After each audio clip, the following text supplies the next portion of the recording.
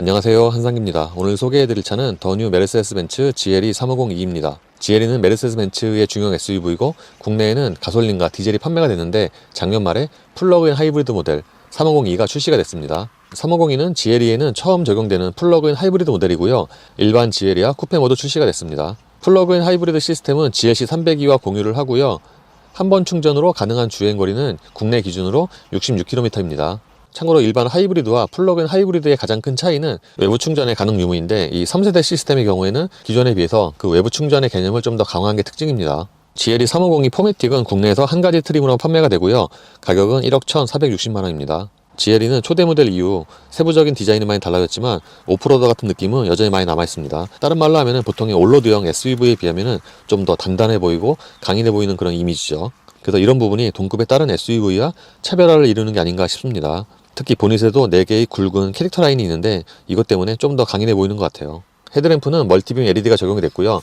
LED의 수는 총 84개입니다. 이렇게 최신 기술의 헤드램프는 기능적으로도 당연히 유용하지만 디자인적인 면도 꽤 큰 것 같아요. 이 LED가 점등이 될 때의 모습이 꽤 멋지고요. 야간에는 시동을 걸 때 앞쪽을 비추는 그 세레머니도 꽤 화려합니다. 앞모습처럼 리어도 강인해 보이는 이미지고요. 벤츠의 SUV가 대부분 그렇듯이 차면과 포매틱 레터링은 좀 상단에 붙어 있습니다. 그리고 차 전체에 걸쳐서 크롬 장식이 좀 많이 들어간 편이고요. 요즘에 나오는 대부분의 벤츠가 그렇듯이 머플러는 장식인데 그래도 다른 차보다는 플라스틱 막힌 부분이 좀 안쪽에 위치해 있어서 머플러 장식인 티가 좀 덜 납니다. 참고로 시승차의 색상은 에메랄드 그린인데 이 색상이 꽤 예쁩니다. 기본적으로 그린은 그린인데 얼핏 보면 좀 검은색 같기도 하고요. 반면에 빛을 받으면 이 그린색이 좀 은은하게 표현이 됩니다. 타이어는 콘티넨탈의 콘티 스포츠 컨택트 5, 사이즈는 275에 50R20입니다. 이 타이어의 트레드 웨어는 420이고요. 이 20인치 알로이 디자인은 약간 좀 심심한 면이 있죠.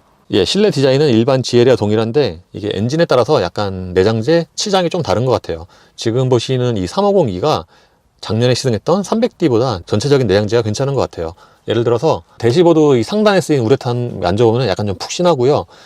그리고 요즘에 독일 차들 보면은 하이그로시가 되게 많이 쓰이는데 실내 이 차는 하이그로시가 거의 없습니다. 그러니까 스포크에만 살짝 있고 하이그로시가 없는 거나 마찬가지예요. 그리고 실내 디자인은 요즘 벤츠의 특징과도 같은 계기판과 모니터 이렇게 한 장으로 쭉 이어진 것 같은 그런 디자인이죠. 그리고 오른쪽에 있는 저 송풍구는 장식이에요. 따로 저기서 바람이 나오고 그러진 않습니다. 그리고 자동차의 실내는 색상에 따라서 디자인이 좀 많이 달라 보이는데 이 차는 기본적으로 밝은 베이지 톤이 주류를 이루기 때문에 차에 앉으면 좀 더 화사해 보이죠. 검은색보다. 모니터는 12.3인치가 적용이 됐고요. 전체적인 화질은 꽤 좋은 편입니다. 그리고 안쪽에 있는 인터페이스는 다른 GLE와 동일한데 이 차가 플러그인 하이브리드 모델이어서 추가적인 메뉴가 좀 더 있어요. 지금 이 홈 화면이고 여기서 이렇게 페이지 넘겨서 메뉴로 접근을 하는데 전에 말씀을 드린 것처럼 요즘에 나오는 벤츠는 이제 터치도 가능하지만 스포크에 있는 버튼 또는 이 컨트롤 패드로도 메뉴를 이동하고 선택을 할 수가 있습니다. 그리고 이 모니터 쪽에 있는 메뉴는 좀 대체로 좀 큼직큼직해요. 주로 사용하는 메뉴는 웰빙 쪽 또는 차량 쪽에 있는데 예를 들어서 웰빙으로 들어가면은 여기서 시트 컴포트와 앰비언트 라이트가 있습니다. 시트 키네틱의 경우에는 이 톱니바퀴를 클릭을 하면은 등받이와 시트면 또는 등받이 또는 시트면 이렇게 세 가지를 선택을 할 수가 있고요. 그러니까 리프레시하는 그런 효과가 있고, 시트 히팅 밸런스는 등받이와 좌판의 그 열선 그거를 밸런스를 조절할 수가 있습니다. 그리고 벤츠답게 앰비언트 라이트도 꽤 화려하게 들어간 편인데 예를 들어서 발치라든가 대시보드에도 적용이 됐고요. 이 측면에도 무드 조명이 적용이 되어 있습니다. 색상도 대체적으로 예쁜 편이고요. 발치와 대시보드 쪽의 색상을 달리할 수도 있습니다. 플러그인 하이브리드 모델이어서 EQ 메뉴가 따로 있고요. 그러니까 여기에 들어가면은 충전 옵션과 출발 시간 또는 충전 전류 이거를 선택을 할 수가 있고, 연비와 에너지 흐름, 차량 또는 엔진 데이터를 실시간으로 확인할 수가 있습니다. 그리고 이 차는 오프로드 스코어도 있네요. 설정으로 들어가면은 여기서 퀵 액세스가 있잖아요. 그러니까 주로 사용하는 메뉴를 이 퀵 액세스에 한 대 모아놨어요. 그래서 이제 주로 사용하는 메뉴는 여기로 들어가서 한 번에 선택을 할 수가 있죠. 그리고 보조장치로 들어가면은 여기서 카메라와 교통 표지판, 차선 이탈, 어텐션 어시스트 등의 메뉴가 있고요. 그리고 시스템으로 들어가면은 계기판 디자인 바꾸는 게 있는데 요거는 계기판에서도 따로 바꿀 수가 있습니다. 지금 후방 카메라 화면이고요. 후진 기어를 넣으면은 저 뒤에 카메라 덮개가 열리는데 그 덮개 열리는 플라스틱 소리가 좀 큰 편이죠. 기본 2분할이고 이쪽이 위에서 내려본 탑뷰가 있고요. 그리고 요 앵글 눌러서 이렇게 다양한 앵글로 확인을 할 수가 있습니다. 요 화질 자체는 괜찮은 편이고요. 지원된 앵글도 많은 편이죠. 모니터 아래쪽에는 송풍구가 4개가 있는데 보통은 이제 가운데에 송풍구를 크게 2개를 배치를 하잖아요. 근데 GLE는 좀 작은 사이즈로 4개를 배치를 했습니다. 그게 좀 다른 차들과 다른 점이죠. 송풍구 아래쪽에는 공조장치 패널이 있고요. 요거는 전형적인 벤츠의 디자인이죠. 따로 액정은 없는데요. 버튼을 작동을 하면은 모니터에 관련 정보가 뜨죠. 이 커버는 원터치는 아닙니다. 이렇게 열어줘야 되고요. 여기에는 컵홀더 2개와 무선 충전 패드가 있습니다. 무선 충전 패드가 약간 비스듬하게 놓는 방식이어서 충전을 시키면서도 핸드폰은 좀 잘 보이고요. 그리고 이게 컵홀더를 이렇게 2개를 이렇게 사용하는 상태에서는 핸드폰 넣고 뺄 때 약간 좀 걸리는 그런 면이 있습니다. 참고로 이 컵홀더는 평소에는 사용 안 할 때 이렇게 접었다가 이렇게 크게 공간을 사용할 수가 있고요. 컵을 수납을 할 때는 이렇게 눌러서 사용할 수가 있죠. 참고로 이쪽에는 USB C타입 2개가 있는데 뭔가 그 위치가 약간 좀 꽂을 때 약간 불편할 것 같아요. 센터 패시아는 약간 좀 위로 올라온 방식이고요. 이 양쪽에 이렇게 좀 되게 튼튼하게 보이는 손잡이가 있는 게 좀 특징이죠. 아까 말씀드린 것처럼 이 컨트롤 패드로도 모니터 쪽의 메뉴를 선택을 할 수가 있고요. 여기서 이게 드라이브 모드, 그리고 즐겨찾기 버튼과 요 차그림은 퀵 액세스고요. 참고로 이 차는 에어 서스펜션 차량이어서 여기에 차고 조절 스위치가 따로 있죠. 센터 콘솔 박스 커버는 이렇게 양쪽으로 열리는 방식이고요. 확실히 이렇게 좀 양쪽으로 열리니까 뭔가 좀 고급차의 느낌이 나긴 합니다. 참고로 이 안쪽에는 USB 단자 하나가 있고요. 이 센터 콘솔 박스의 용량이 아주 이렇게 큰 편 아닙니다. 참고로 동반 녀석 쪽에도 이렇게 그물로 추가적인 수납 공간이 있고요. 운전대는 차 크기 대비해서 약간 좀 작은 사이즈고요. 좀 스포티한 3스포크 디자인입니다. 그리고 스포크에 배치된 버튼은 최근에 벤츠와 동일한 방식이고 패들 시프트가 마련되어 있고요. 운전대 조절은 전동입니다. 그리고 이 차가 지금 완전 새 차라 그런지 운전대에 적용된 그 림의 가죽이 약간 좀 미끄러운 면은 있는데 이게 좀 길이 들면은 지금보다는 더 감각이 쫀쫀하지 않을까 싶습니다. 모니터처럼 계기판의 화질도 꽤 좋은 편이고요. 이 계기판은 크게 3분할 돼 있어요. 이 가운데 부분에서는 트릭 컴퓨터를 비롯한 주요 정보를 확인할 수가 있고, 왼쪽 편 같은 경우에도 이렇게 넘겨서 굴리면은 여기서 자기가 원하는 정보를 선택을 할 수가 있죠. 오른쪽도 마찬가지고요. 그래서 계기판에 보여지는 정보가 상당히 많습니다. 스포크 왼쪽에는 홈 버튼 누르면은 이렇게 큰 메뉴가 나오는데, 그러니까 여기서 내비게이션을 선택을 하면은 이 가운데 정보가 표시가 되고요. 아까 말씀을 드린 것처럼 여기서 계기판 디자인을 바꿀 수가 있습니다. 지금 이 스포츠고요. 이게 클래식, 그리고 이게 프로그레시브입니다. 스포츠나 프로그레시브가 확실히 좀 더 스포티한 것 같아요. 그리고 헤드업 디스플레이로 들어가면은 이거 역시도 그 셀 섹션에 표시되는 정보를 이렇게 바꿀 수가 있습니다. 그러니까 오른쪽 같은 경우도 이렇게 사륜과 ADS 등의 정보를 자기가 선택을 할 수가 있고요. 톱니바퀴를 누르면은 여기서 이렇게 높이 이런 걸 조절할 수가 있죠. 시트는 성인 남자에게도 충분한 크기고요. 시트 가죽의 질은 아까 운전대 린처럼 약간 좀 미끄러운 그런 느낌이 있는데, 이게 워낙 새 차여서 좀 길이 안 들어서 그럴 수도 있습니다. 그리고 보시는 것처럼 이 시트는 좌우에 서포트가 좀 강조된 그런 디자인이고요. 앞쪽의 좌판 길이는 전동으로 조절할 수가 있습니다. 요즘 나오는 벤츠 SUV로 보면 도어 포켓의 용량이 꽤 크게 나오는데 이 차 역시도 그래요. 보시는 것처럼 기본적으로 이 시트 포켓의 용량이, 그러니까 폭이 넓기도 한데 여기에 섹션을 3개로 나눠놔서 여러 가지 물건을 좀 수납하기 좋게 그렇게 디자인을 했습니다. 참고로 유리는 4개 모두 다 상하이 모드 원터치고요. 이 차는 좀 특이하게 이쪽에서 동반 녀석의 열선도 조절할 수가 있습니다. 이쪽에서 조절하는 시트 열선은 1단계고요. 참고로 운전석 쪽의 열선과 통풍 시트는 각각 3단계인데 동시에 열선과 통풍을 모두 실행을 시킬 수도 있어요. 전에 시승기에서 말씀드린 것처럼 GLE의 장점은 2열의 거주성인데, 기본적으로 2열의 거주성이 꽤 좋습니다. 제가 앉으면은 무릎과 앞치마 사이에 주먹이 3개가 들어가고도 약간 남는 정도예요. 그러니까 동급에서 아마 2열의 무릎 공간이 가장 넉넉하지 않나 싶습니다. 심지어는 이 가운데 부분도 그렇게 많이 올라온 편이 아니어서 전체적인 거주성을 더 높이는 것 같고요. 그리고 2열 시트 치고는 보통 독일 차들 2열 시트 보면은 이 좌판의 길이가 좀 짧은 경우가 많은데, 이 클래스도 그렇고 이 차는 제가 앉아도 이 좌판 길이가 그렇게 짧은 편은 아니에요. 반면에 등받이 각도는 좀 많이 서 있죠. 결정적으로 이 차가 등받이 각도 조절이 안 되기 때문에 등받이 각도가 좀 서 있는 거는 좀 단점으로 볼 수가 있겠죠. 반면에 또 머리 공간은 굉장히 넉넉하고요. 주먹이 하나가 들어가고도 훨씬 더 여유가 있습니다. 지금은 1열 시트를 가장 낮춘 상태인데 이 상태에서도 이 아래쪽에 공간에 여유가 있습니다. 이렇게 상하 또는 좌우에 공간이 있죠. 그리고 2열 승객을 위해서는 송풍구가 B필러와 요 가운데 각각 2개씩이 마련이 되어 있고요. 2열 승객을 위한 공조장치도 따로 있고 이 아래쪽에는 추가적인 수납 공간 및 USB 단자 C타입 2개가 있습니다. 1열만큼은 아니지만 2열의 도어 포켓 역시도 꽤 용량이 큰 편이고요. 2열 승객을 위해서 열선 3단계가 마련이 되어 있고 유리는 끝까지 내려갑니다. 그리고 2열의 요 라인에도 무드 조명이 적용이 되어 있고요. 이 차는 파노라마 루프도 적용이 되어 있고요. 이 파노라마 루프의 면적 자체가 꽤 넓습니다. 그래서 이 커버를 끝까지 열면은 이 파노라마 루프가 2열 승객의 뒤통수까지 쭉 뻗어 있어요. 그래서 2열에 앉으면은 개방감이 훨씬 큽니다. 트렁크의 기본 용량은 630리터고요. 2열 시트를 접으면은 2055리터로 늘어납니다. 요 플러그인 하이브리드 모델과 내연기관은 트렁크 용량은 동일합니다. 근데 아래쪽의 공간은 차이가 있어요. 내연기관은 이 커버 들어 올려서 이 아래쪽에도 수납함이 있는데 이 차는 배터리가 들어가기 때문에 이 아래쪽은 커버 열 수가 없습니다. 트렁크 오른쪽에는 서스펜션 올리고 내리는 버튼이 있고요. 요거는 시거잭이고요. 근데 2열 시트 접는 거는 수동입니다. 보통 이 정도 사양이면은 당연히 2열 시트 전동이 있을 것 같은데 아니에요. 전동은 아니어도 적어도 이렇게 트렁크 쪽에서 레버로 잡아당겨서 접을 수 있는 게 있으면 더 좋을 텐데 어쨌든 2열 시트까지 접으면은 살짝 경사는 있지만 꽤 평평하게 트렁크 바닥부터 이어집니다. 하이브리드처럼 PHV도 브레이크 페달을 밟고 이 시동 버튼을 누르면 전원이 켜집니다. 기본적으로는 EV 모드인데 지금 같은 경우에는 배터리 잔량이 2%밖에 없고 주행 가는 거리도 0km예요. 근데 이 상태에서도 잠시 동안은 EV 모드로 대기 상태가 됩니다. 그러니까 지금 엔진은 시동이 안 되고 EV 모드인 상태인 거죠. 이 상태에서는 당연히 조용하고요.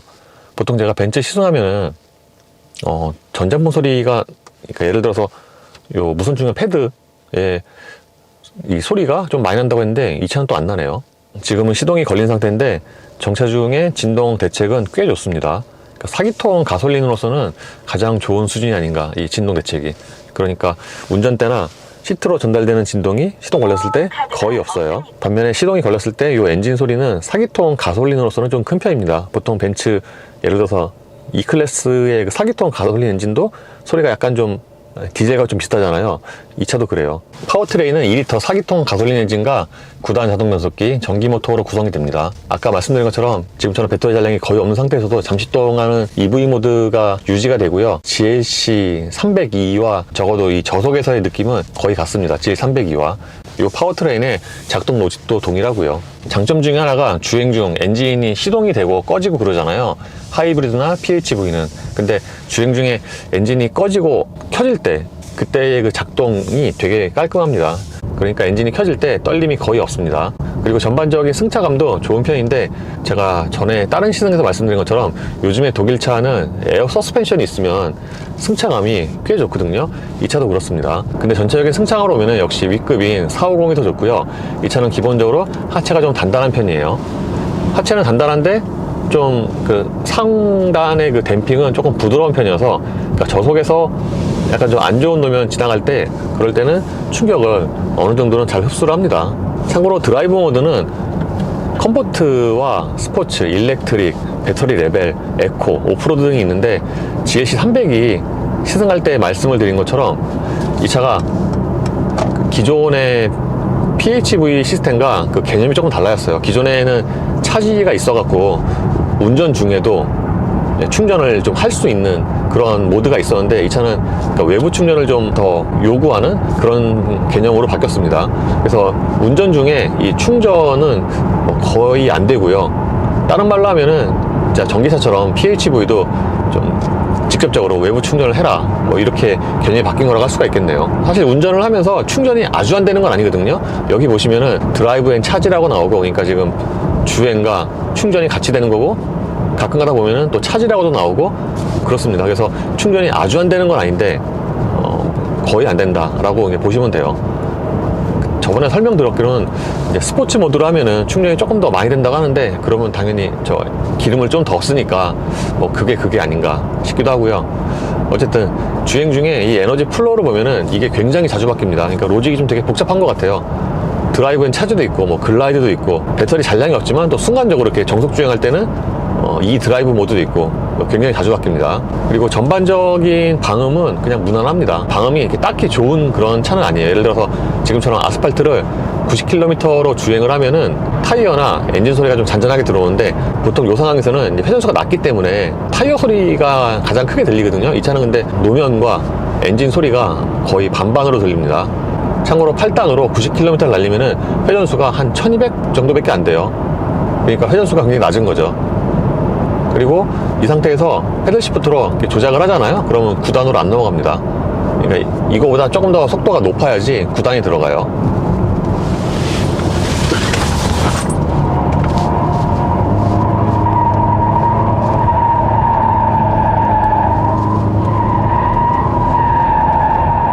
코너에 들어가면은 자세는 안정적인데 확실히 좀 차가 무겁구나라는 생각이 듭니다.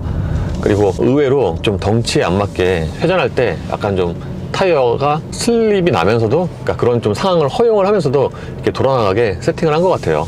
PHEV도 연비가 좋은 이유 중에 하나가 기본적으로 엔진이 좀 작고 또 효율이 좋기도 하지만 이렇게 배터리 잔량이 없는 상태에서도 예를 들어서 내연기관 ISG 있잖아요. 엔진이 꺼지는 그런 기능이 또 훨씬 오래 갑니다. 그래서 이럴 때 이제 평균 연비가 이렇게 확 올라가는 거죠. 참고로 벤츠도 브레이크 페달을 이제 깊게 밟으면은 홀드가 실행이 되고요. 이 밑에 홀드라고 뜨죠. 하얗게.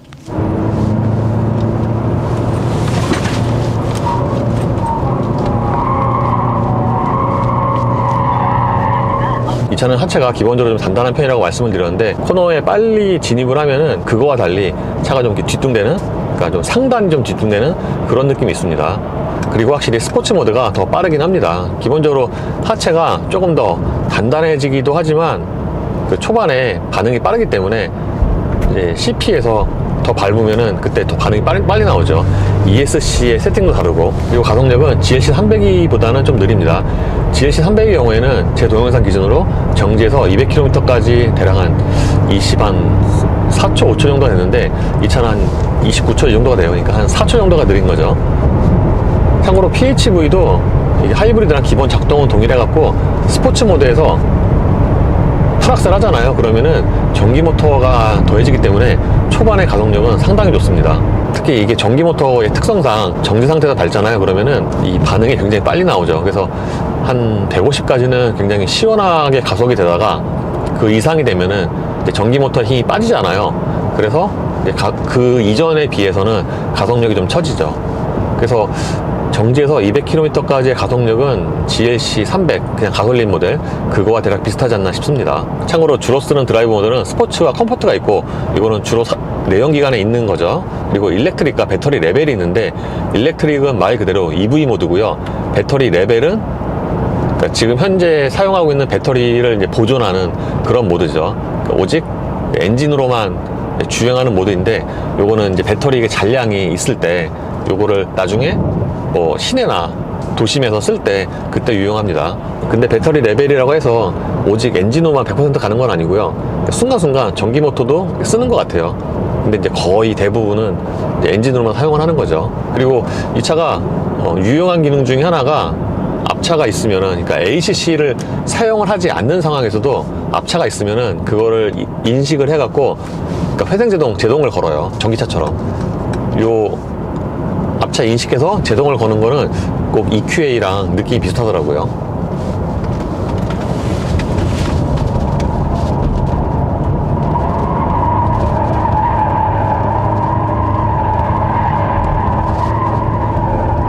벤츠답게 고속 안정성은 탄탄합니다. 이 차가 기본적으로 무겁고 키가 큰 차인 걸 감안을 하면은 고속을 달릴 때 이런 직진성이라든가 또는 약간 굽은 길 지나갈 때 그런 고속 안정성은 꽤 좋다고 할 수가 있어요. 특히 스포츠 모드에서는 하체가 좀 더 단단해져서 타이어가 좀 더 노면에 좀 잘 붙는 이제 그런 느낌도 있고요. 그리고 아까 말씀을 드린 것처럼 이 차가 지금 배터리가 없잖아요. 이제 전기 모터 없이 엔진으로만 주행을 하는데, 이럴 때는 이제 고속에서 가속력이 약간 좀 아쉬운 면은 있고요. 최고 속도는 210에서 제한이 되고요. 그리고 지금도 배터리 잔량이 없는 상태인데, 이 상태에서 풀악셀을 하면은 또 순간적으로는 전기 모터가 더해지긴 합니다. 그러니까 잠깐이라도 EV 모드 또는 풀악셀 시 전기 모터의 힘을 사용할 수 있게 배터리 잔량을 최소한 1%는 남겨놓는 것 같아요. 이게 어제 오늘 운전하다 보니까 배터리 잔량이 0%로는 안 내려갑니다. 그리고 이 차는 고속으로 주행을 하면은 전반적으로 바람소리가 고르게 나는 편인데, 이 운전석 쪽 도어 있잖아요. 이쪽에서 약간 좀 새는 바람 소리가 있긴 합니다. 예, 이번에 GLE 350E를 시승을 했는데요. 기존에 GLE는 450 가솔린과 300D 디젤이 있었잖아요. 근데 PHEV가 있으면서 좀 더 선택의 폭이 늘어났다고 할 수가 있겠네요. 사실 아직도 SUV는 디젤이 판매가 많이 되고 있긴 한데, 그래도 이제 가솔린 또는 하이브리드 선호하는 사람들이 많잖아요. 수입차도. 그래서 요 350E는 또 450은 또 좀 더 크고, 그래서 그거보다는 좀 더 효율이 좋은, 또는 디젤을 이제 선호하지 않는 분들에게는 이 350이 플러그인 하이브리드가 좋은 대안이 될 수가 있습니다. 근데 전체적인 승차감을 보면은 450이 더 낫고요. 보통 하이브리드가 그렇듯이 이 차 역시도 전반적인 연비가 좋은 편이고요. EV 모드로 가능한 주행거리가 국내 기준으로 66km니까 짧은 거리 또는 짧은 출퇴근용으로는 전기차처럼 사용을 할 수가 있겠죠. 외부 충전을 시키면은. 그러니까 집이나 직장에서 충전 편의성이 좋고, 또는 굉장히 좀 부지런한 사람이라면은 이 차를 전기차처럼 사용을 할 수가 있는 거죠. 그렇게 되면은 일반 내연기관 또는 디젤을 타는 것보다 유지비 면에서도 훨씬 더 저렴하고요. 그리고 벤츠 보면은 편의장비 면에서 좀 부족한 경우가 있었잖아요. 근데 이 차 같은 경우에는 국내 소비자들이 선호하는 그런 편의장비, 예를 들어서 통풍이 있고요, 뭐 ACC나 차로 유지가 있고요. 그러니까 그런 편의장비가 다 갖춰져 있고, 확실히 이런 거 보면은 요즘에는 회사를 막론하고 이런 친환경차에 좀 더 혜택을 좀 더 많이 주는 것 같아요. 그리고 그동안 벤츠 시승하면은 항상 이 무선 충전 패드에서 그 고주파음이 많이 나는데 이 차는 안 나네요. 가장 소리가 많이 났던 차가 바로 이 GLE의 300 디젤 버전이었거든요. 근데 이 차는 소리가 안 나네요. 주행에서의 아쉬운 점은 외부 소음의 차단이 있습니다. 보통 하이브리드가 주행을 하면은 생각보다 조용하지 않은 경우가 많은데, 그래서 대략 이해는 하지만 이 차의 가격이나 이 차 가격이 1억이 넘잖아요. 그리고 또 GL이라는 급을 생각을 하면은 유리 쪽의 그 소음 차단이 좀 아쉬운 면이 있죠. 예를 들어서 이 차는 1열 유리도 이중접합이 아니에요. 보통 이 정도 가격이나 급이면은 이중접합 유리를 넣어줄만 한데 이중접합이 아니니까, 확실히 이중접합과 비교하면은 이쪽에서 들어온 소음이 좀 더 있습니다. 네, 이로써 벤츠 GLE 350E의 시승을 마치겠습니다. 감사합니다.